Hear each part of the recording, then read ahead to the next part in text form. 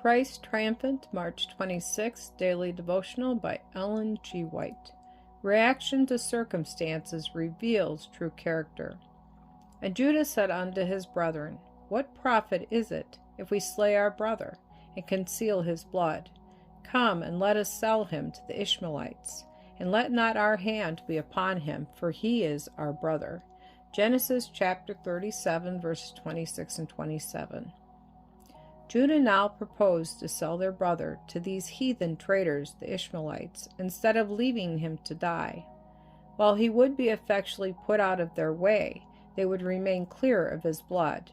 For, he urged, he is our brother and our flesh. To this proposition all agreed, and Joseph was quickly drawn out of the pit. As he saw the merchants, the dreadful truth flashed upon him. To become a slave was a fate more to be feared than death. In an agony of terror he appealed to one and another of his brothers, but in vain. Some were moved with pity, but fear of derision kept them silent. All felt that they had now gone too far to retreat. If Joseph were spared, he would doubtless report them to the father, who would not overlook their cruelty toward his favorite son.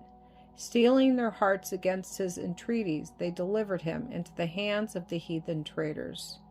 The caravan moved on and was soon lost to view.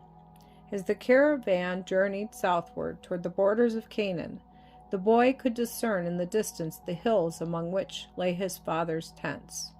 Bitterly he wept at thought of that loving father in his loneliness and affliction. With a trembling heart he looked forward to the future.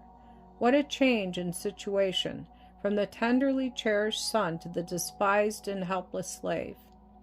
But in the providence of God, even this experience was to be a blessing to him. He had learned in a few hours that which years might not otherwise have taught him. His father, strong and tender as his love had been, had done him wrong by his partiality and indulgence. Faults had been encouraged that were now to be corrected.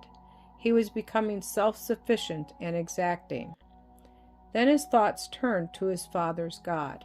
He had been told of the Lord's promises to Jacob, and how they had been fulfilled. His soul thrilled with the high resolve to prove himself true to God, under all circumstances to act as became a subject of the King of Heaven. He would serve the Lord with undivided heart. He would meet the trials of his lot with fortitude, and perform every duty with fidelity. One day's experience had been the turning point in Joseph's life.